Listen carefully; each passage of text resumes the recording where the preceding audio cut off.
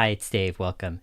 Today, Reuters released an article detailing a lot of Tesla's battery plans going forward. And we're going to take a look at this article, discuss its implications.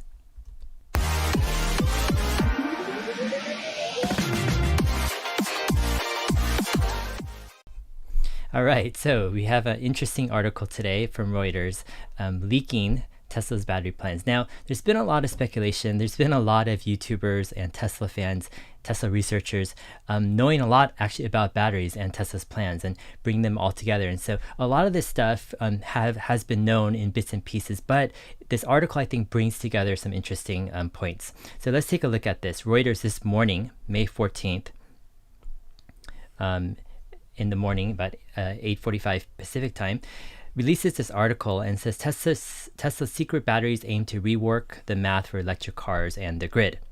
And it says that they plan to introduce a low-cost, long-life battery in its Model 3 sedan in China later this year or early next that expects to bring the cost of electric vehicles in line with gas models and allow EV batteries to have a second and third life in the electric power grid.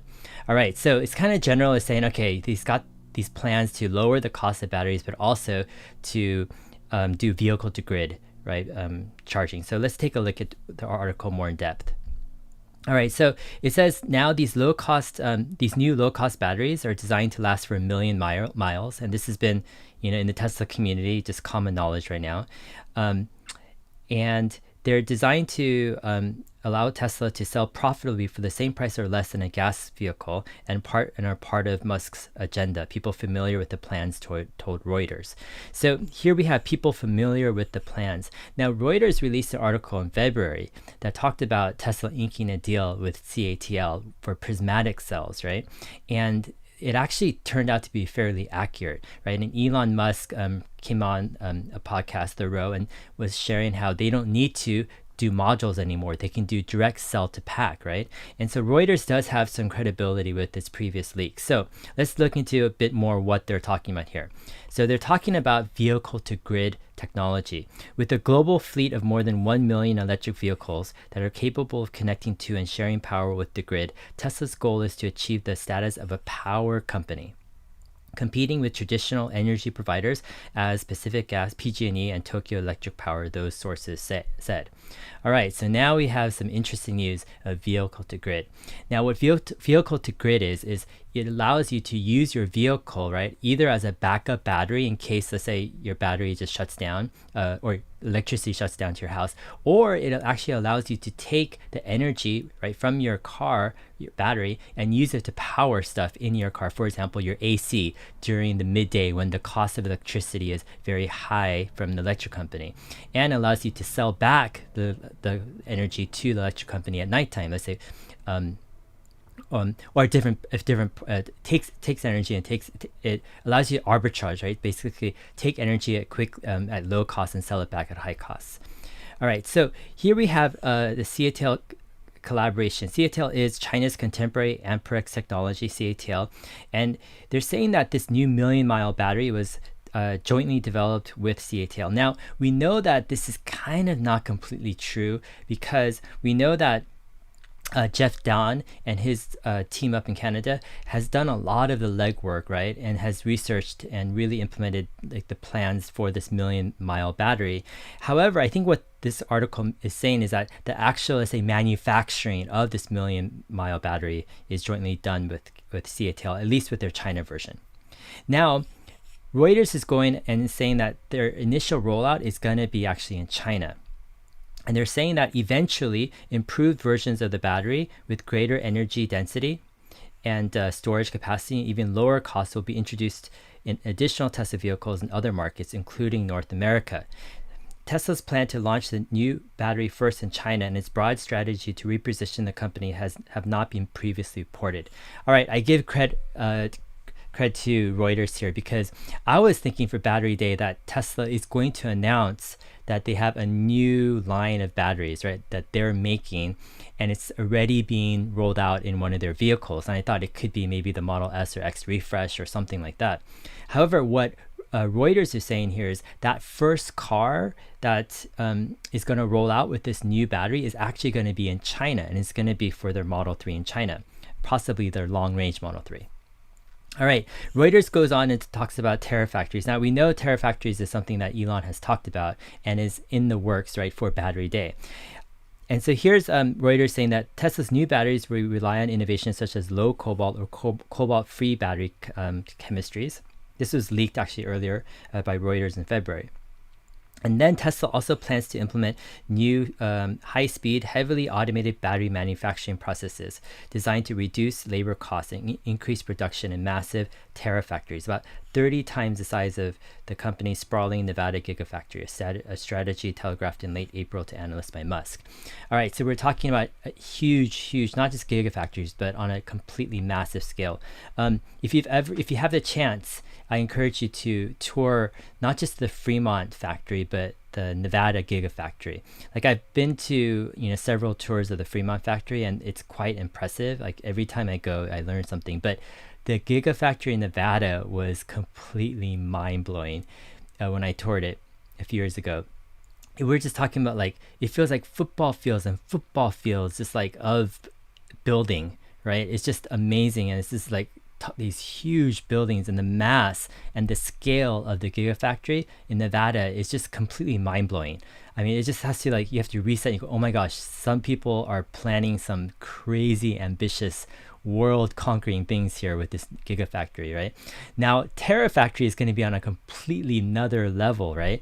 And this is what I think is going to be at the heart of Battery Day, what I expect next month. All right, Reuters also says that Tesla is working on recycling and recovering such expensive metals as nickel, cobalt, and lithium through its Redwood Materials affiliate. Now, Redwood Materials isn't, I don't think, an affiliate per se, maybe a partner. It's a company, a startup that was started by, or at least funded and run by, I say funded or invested by J.B. Straubel, right, co-founder of Tesla and CTO just up until last year. And so, and they're looking to get second life applications of EV batteries and grid storage systems. And they want to supply electricity to consumers and businesses. All right, next we have cell to pack. So CATL has developed a simpler and less expensive way of packaging battery cells called cell to pack that eliminates the middle step of building cells. What they're talking about, they're not completely accurate.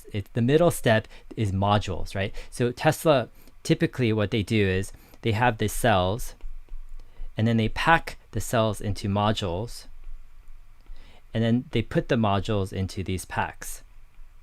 All right, so what CATL has done together with Tesla is they've removed this middle part of modules, right? And by removing this middle part of modules, they're going directly cell to pack, right? And this eliminates a lot of, let's say, the extra complexity of building these modules, which is, it's actually quite complex. And then the sources say that CATL also plans to supply Tesla in China next year with an improved long-life nickel manganese cobalt MNC battery, whose cathode is 50% nickel and only 20% cobalt. So yeah, there's going to be a little bit of cobalt in this next generation battery, the NMC battery by CATL. But this interesting is the first battery that is going to be provided by CATL is actually going to be a lithium iron phosphate battery. So this isn't a lithium ion battery, right? Which is kind of surprising, right? So with lithium iron phosphate is you're going to have less energy storage. So this is going to be typically a heavier battery, a bigger battery, right? Not as much density. And it's typically a safer type of chemistry generally than lithium ion. Now, what they're saying is that CATL's lithium iron phosphate packs have fallen below $80 per kilowatt hour, with the cost of the battery cells dropping below 60 kilowatt hours. And then CATL's low cobalt NMC, which is more the lithium ion generation, battery packs are close to 100 kilowatt hour packs. So, yeah, so this is kind of interesting. So here's a summary kind of a Reuters article and why it's important. First, it's saying that CATL is providing these prismatic lithium iron phosphate cell packs, right? they're going from cell to pack, removing the module element, right, and providing them in prismatic shape or pouch shape, right? They're no longer cylindrical cells anymore. So this was already kind of leaked in their February article. Now what wasn't leaked is that they're already, right, at $80 per kilowatt hour on a pack level cost for this lithium iron phosphate battery. So this is quite amazing actually, because the whole thing was, many people were saying that $100 kilowatt per kilowatt hour cell was actually extremely difficult to reach. But now it's not just a cell. They're saying the cell level is actually $60, right, which is amazing. So the pack cost is $80. That's actually mind-blowing. And they're saying that it could start with the long range made in China Model 3. All right, so then we have some news that came out also that today that was saying that Tesla is now starting to build their long-range Model 3 car at their China factory. So what does this mean? Again, this is from Reuters, and it says that Tesla has said that on Thursday it started producing the long-range Model 3 vehicles in its Shanghai factory and aimed to deliver them to customers soon. The customer said the model would be sold at 344,000 won, or basically about $48,000. All right, so this is interesting because it's possible that these new cells that CATL are making, these lithium iron phosphate cells, are already being rolled out right now. They're going ready from cell to pack. The packs are already being made, and the first car that's getting these packs is the long-range Model 3 car in China, right? So it could be very, very possible, very, very likely, in my opinion, that, right, starting this week, right, we have these new generation of cells that are going out. Now, what's interesting about this and some implications about this is that this $80 per kilowatt battery pack, right, I think it could become an enabler for the next generation of Tesla cars, where Tesla can actually sell millions, right, of much more affordable cars. So I've been talking about a Gen 4 vehicle since like 2013 or 2014, and my thesis has always been Tesla is going to have limited demand for a Model 3 or Model Y or an S and X because of the cost point, right? There aren't a ton of people that can afford, let's say, a $50,000 right average price car. Sure, it can go down to like 40,000 or lower, but still with options, etc. And so in order for Tesla to really hit mainstream and sell millions and millions of cars, right, they really have to hit the sub $30,000 level, in my opinion. In order to do that, they really have to bring down the cost of the pack, right? The cell in the pack is probably the most important part of the car to bring down. Now, if they can actually get a $80 per kilowatt hour pack, right, with this lithium iron phosphate pack, and if they can actually do a 50 kilowatt hour pack, we're looking at a cost of $4,000 on a pack level cost. Now, this is incredibly efficient, incredibly cheap. And with the 50 kilowatt hour pack, you could probably do a 300-mile subcompact Tesla, and you could probably have the cost for about, in my opinion, $25,000, right? And I think this is the made in China Gen 4 car, right, that Elon alluded to. And I think it's going to be debuted in China first, because I think that's going to be the largest market for this car, but it's also going to be produced and sold in different, right, gigafactory, terafactories around the world for Tesla. All right, so we have kind of this introduction of a more complicated battery rollout plan. So the first rollout is this lithium iron phosphate cells, right, that are going into these China Model 3 cars. And then later on, you're going to have CATL actually provide these NMC cells to Tesla at a slightly higher price. And then Tesla's going to also probably roll out another line or their own line of cell to pack batteries, probably in their North America cars, right? And so we're probably going to have different lineages, right? Different lines of different types of packs. And Tesla is really just trying to get as many batteries as they could, right? They can at the right price to support their plans. All right, I think there's a lot still ahead for Battery Day. My expectation is it's going to happen next month, and we'll see kind of the complete picture of what Tesla is doing. All right, I talked about this earlier, but here we have the virtuous cycle of what all of this it means in the bigger picture. And what it means is, as Tesla sells more vehicles and energy products, they gain more revenue and gross profit. And they use that gross profit to cover their expenses, but also to invest in research and development, right? To fund battery improvements, etc.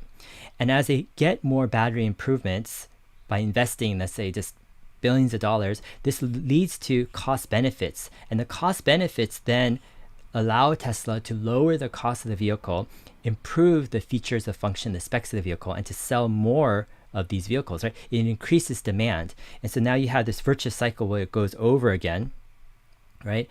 It goes over here and it continues. And the more Tesla makes in terms of vehicles, the more they're able to improve them, reduce the cost, and their margin of, I guess, superiority can grow over time, right? That's the theory, and that's what's happening so far, right, in this whole market to this point. All right, last but not least, Elon tweeted this interesting supercharger graph, and it kind of shows the different supercharging patterns across different countries and different states. So this gray section here is China, actually. So China had a bottom at around February 20th in terms of supercharger usage, right? And then you have North America and Europe here. North America and Europe had the bottom at around April. Well, yeah, it's like you can't really tell exactly when in April, but sometime in April, right? And in May, right, the supercharger usage is going up. So if you look at this graph just purely off of supercharger usage, transportation, we could say that the bottom of activity in North America happened sometime in April, right? And now people are starting to move around more. Hopefully that's a positive sign for the economy as people move around, do more things, right? Get in action and get the economy rolling again. All right, we're going to take some time for viewer questions. If you have a question, sorry I wasn't able to read the comments in detail during this presentation. So go ahead, write question in all caps, colon, and then yeah, type in your question. I'll try to get to as many as I can. I probably won't be able to reach all of them, but we'll do what we can. If you've already asked a question, then go ahead and repeat the question because I need to have a chance to read it. All right. Actually, here we go. Let's go full screen. All right. Design prototype test says, what do you think of Austin? Is that the place where Giga Texas will be built? Closer to SpaceX spaceport and Mexico, giving manufacturing options across the border similar to Detroit, Windsor, Canada. Yeah, I mean, Austin is a logical choice. It's close to Houston. It's close to San Antonio. It's about 5 hours from their SpaceX launch site. I think overall it makes a lot of sense. You got low taxes, lots of people working there. I think Elon and Tesla haven't finalized the deal with Texas, and that's what's kind of holding things up. And also, Texas doesn't allow direct sales of Tesla vehicles in their state, and I think they really need to change that. Before Tesla commits to a Gigafactory.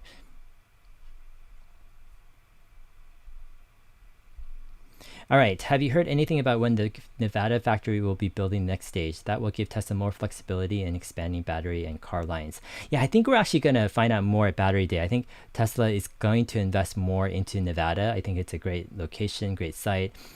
Also, I don't think it's a coincidence that Elon said they're going to move their headquarters to Texas/Nevada. I think it's a great state that Tesla has caught on to, and then they're going to build out more, and we're going to find out what that looks like. Question, do you think Tesla can afford or be wise to build Giga Texas and Giga Berlin at the same time?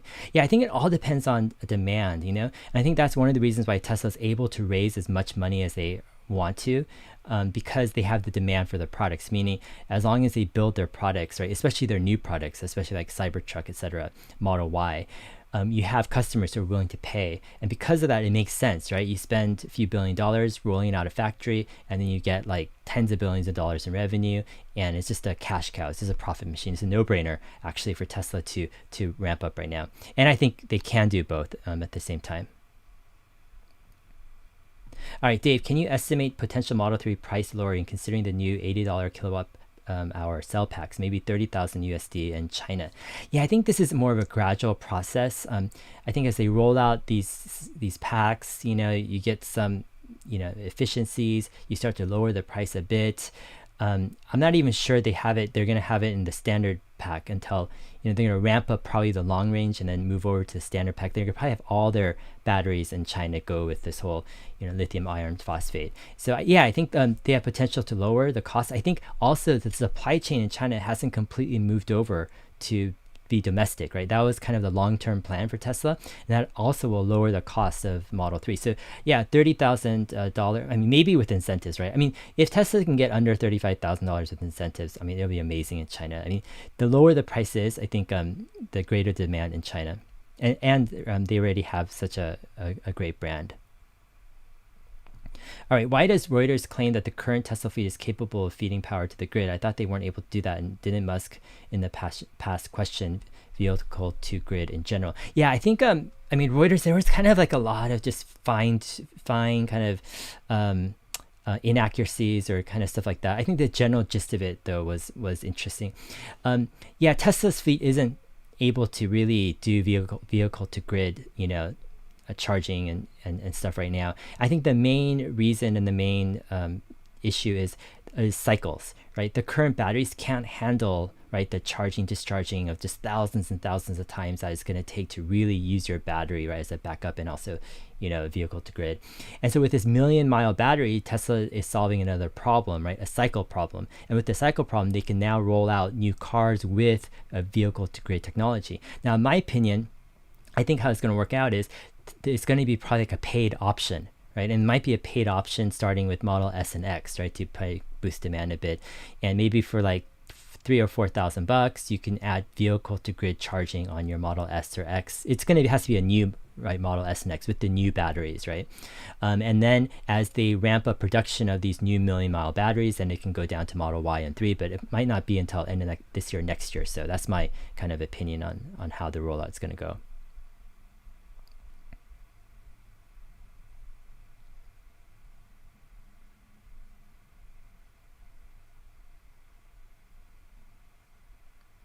All right, I'm long Tesla, 4 years, but had to sell 20% for emergency cash in March.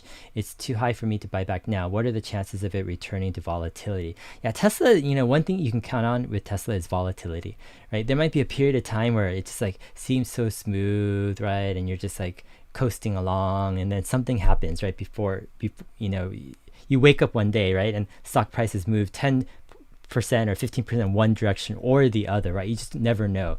And that's kind of like the reality of investing in not just Tesla, but high growth, right, stocks.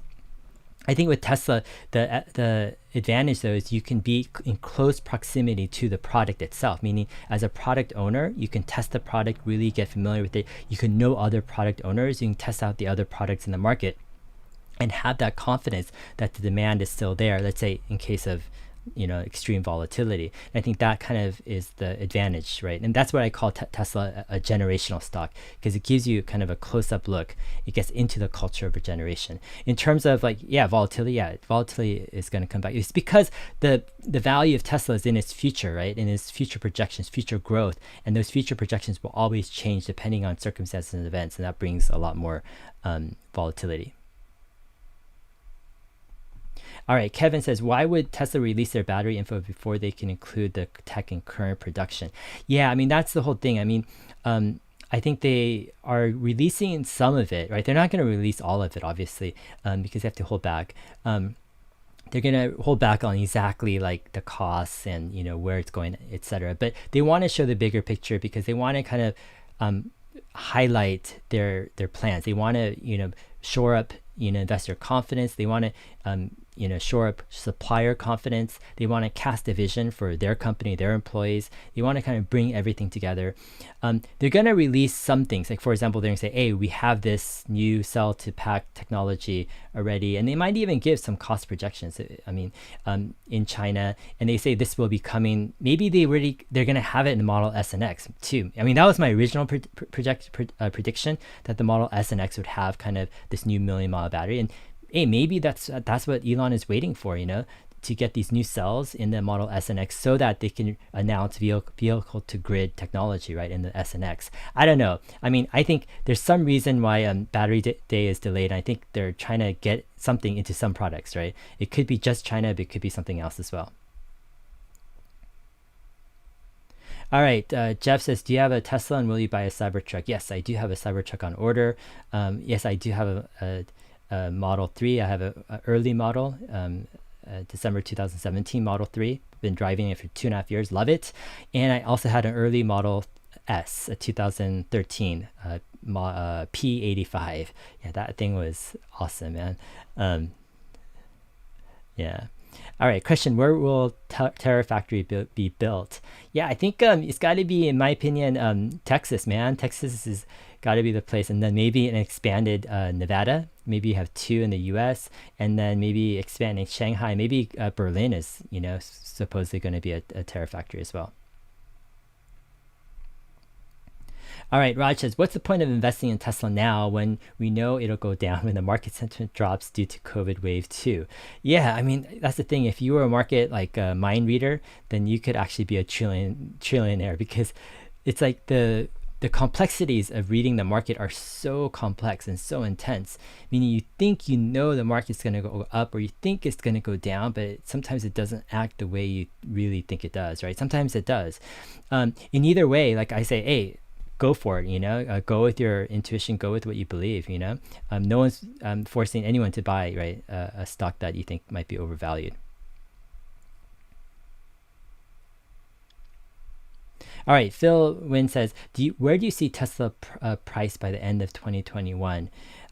Yeah, so my whole theory is, I have a video called How to Value Tesla using NACA Math, and I said, like, hey, a good figure to use 2 years going out is 1 million vehicles, right, at an average sale price of, I think it was like 45,000. I think I did at that point, or maybe 50,000. But if you have like $50 billion in revenue, and then you say you have 25% gross margin off of that, and I kind of broke it down where I felt like what Tesla could be valued, right, at that time in 2 years off of 1 million vehicles. And I think in 2021, you've got to look a few years beyond that, right? That's what investors are going to look at. They're going to be looking at Cybertruck, and it all depends like on robotaxi network plans, right? How developed that is. Is it rolled out? Is it imminently to be rolled out? And I think a lot of it's also depending on, is this Gen 4 China car that I'm talking about, has it been at least revealed, right? Released in terms of prototype mode, right? There's gonna be a lot of factors, but the next,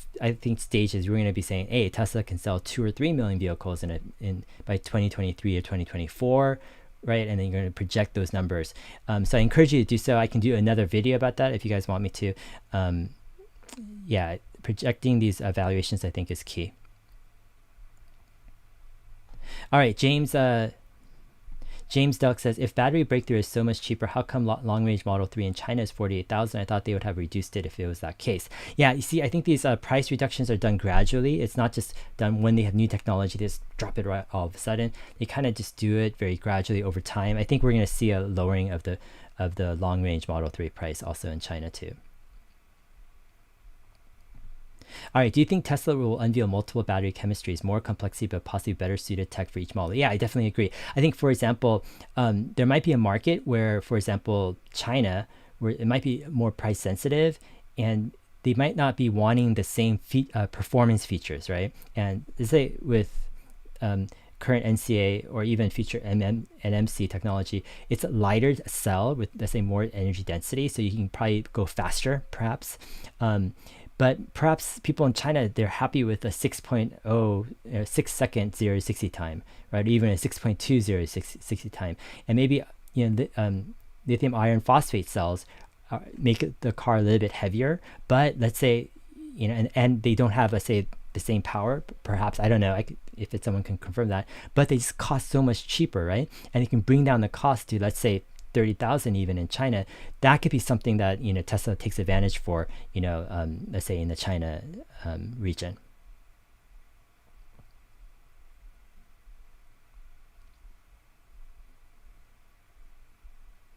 All right, Antoine says, do you think the battery is more important as the car itself for Tesla and its future? I'm guessing you're saying, is the battery more important than the car? And I think there's actually multiple parts of the car, right? You do have the battery, the cell, the cost. That's extremely important. But you also have, let's say, the motors and everything that's running, the suspension, all that stuff is very important. Then you have all the electronics, and then you have the software, right? And the design and everything. And I think there's so many factors that are going on. And then with Tesla, you have this added factor with every part. They're ruthless in trying to optimize its design and cost, right? And over time, that produces a lot of benefits. It's kind of like the SpaceX model too. They're just ruthless with trying to, with every part of their process to try to iterate, make it cheaper, make it better. And that's what Tesla has. And that's why I think, Tesla is this all-encompassing, in a sense, right? A company is able to achieve vertical integration and use it and do it in the right way. A lot of companies, they try vertical integration, but it doesn't work because it's just too complex, right? It just adds so much like added unnecessary complexity. But with Tesla, up to this point, they've shown that actually they could do it in the right way. All right, Don't Worry says, do you feel like the market's reacted already to the battery leak, or do you feel like battery day will cause another spike? Yeah, I don't know if the markets really care about battery technology and all this like fine details, to tell you the truth. These guys are like financial, like, guys. They're numbers guys. They're spreadsheet guys, and they're just looking at project numbers, right? Revenues this year, right? Maybe next year, right? They're looking at gross margins, right? They're looking at just balance sheets. They're not really looking at the next 5 years, or what this battery technology is going to enable for a next generation of Tesla cars, etc. And in that sense, yeah, I think any leak, it probably doesn't really matter for the majority of institutional investors. Now, will battery day lead to another spike? I don't know. We'll see.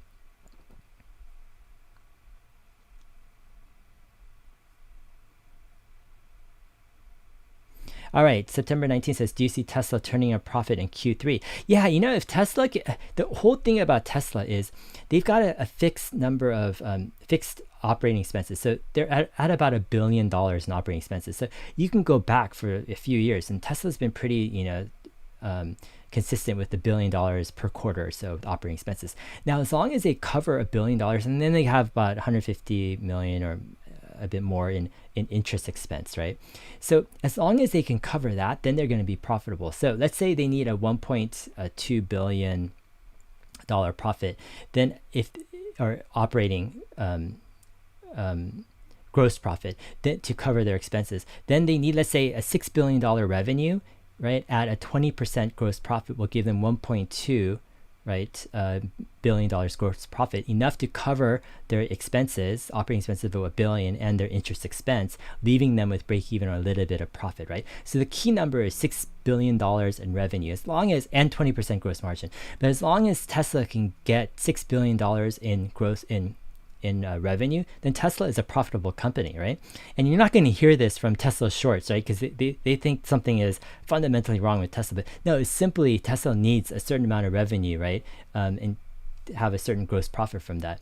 So for $6 billion, yeah, if Tesla delivers like 95,000 cars and 100,000 cars, I think for sure in a way, then they're profitable, because they're going to get probably over $6 billion in revenue, get 1.2 in gross profit, and then cover all their expenses and be profitable. And so as long as Tesla is able to run their factory, right, as long as they don't get shut down, as long as there's no big things happening, yeah, I think Tesla is going to turn a profit in Q3. That's my personal opinion. All right, Philip Minot says, hey Dave, I'm a bit worried about Tesla's next quarter results and how this will impact the stock and shorters. Any thoughts? Yeah, so Q2 is questionable. So, it's good that, the Fremont factory is starting to ramp up production, and that's going to help out, but it's already like halfway into the quarter, right? And people are already distracted with COVID and all this stuff, and there's a lot of challenges this quarter. I think this is going to be one of the most challenging quarters, in the past, let's say, year or so for Tesla. And yeah, but I think they'll get by. They probably will have a loss, but it's okay, because investors are looking forward. Investors are looking right for the next year or two, or even 5 years out. And it all depends on I think the macro environment too. Like, is the stock market and the multiples that investors are giving, is it going to hold up, right? Because we got some pretty optimistic views from investors in this environment right now. If that crashes down, then Tesla can be impacted as well. If it holds up, then yeah, you could see, I think, Tesla hold up as well. All right, Mark plots is Tesla to be listed at S&P 500. Now, all Tesla needs to do is pull off one quarter of profitability, and then they're basically in the S&P 500. I did a video a week or two about this. All right.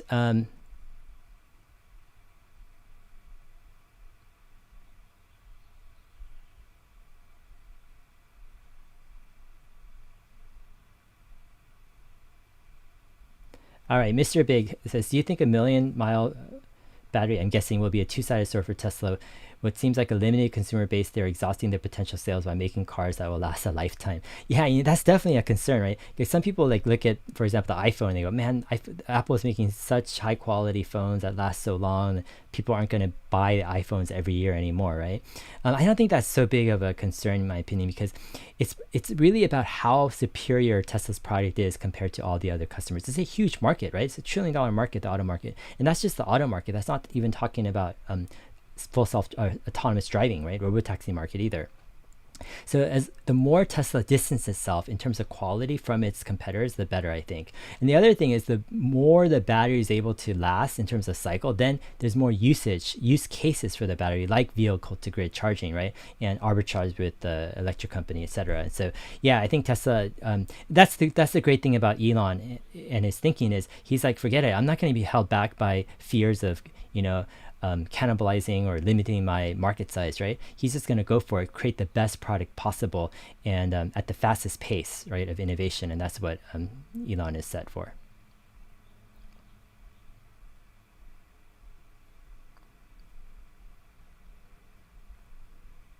All right, Telugu says, will you in the future make your YouTube channel premium? I'm guessing you're talking about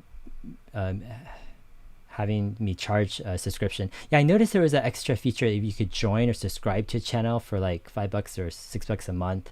I'm not sure. I'm just like, to tell you the truth, monetization is not my first priority with this channel. I'm not opposed to it, obviously, but my first priority really actually is to help people, including my own kids, right, and my wife, who's watching this and watching every show, right? That's really important to me, is to help them think clearly, to help them to think from different angles, get to the essence of things, right? Not just be swayed by all this like, shallow thinking and emotional thinking and herd thinking, right? And then I want to pass that on. I want to just help people to think clearer. And yeah, if the channel is able to make money, that's great, but it's not a priority right now at this moment. I just want to actually try to find some rhythm to the things I'm doing here. All right, it's a great time with you guys, live chatting and answering your questions. I wish I could read faster some of these questions so I can get to more, but anyways, I'll try to look at more questions. Go ahead and if you can go ahead and like the video, that really helps with the algorithms to help people watch this video more. I'm planning to do a video on Google Alphabet stock. I'm actually pretty excited about Alphabet in terms of their finances and some of their products. I don't think it's like a 10x company, right? We're looking at best case scenario, probably a 2x, right, in 5 or 6 years or so. It's less of a 10x play, more of a growth and safety play, right? It's a different type of basket of investments, my opinion. But I'll go ahead and share my thoughts. I was thinking of doing a live stream, but I might actually split it up where I do a first part.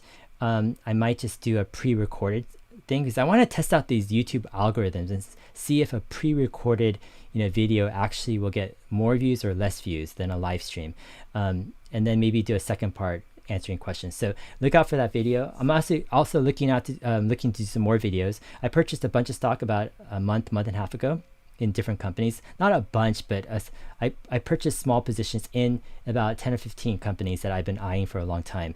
And I want to share kind of some of my reasonings behind why I'm interested in certain companies in certain fields. So I'll be doing that over time, sharing with you guys my thought process. None of this is a buy recommendation. It's always just how to think through things, how to just challenge our thoughts, how to think deeper. And I think that's going to bear the most fruit, right, in our decisions.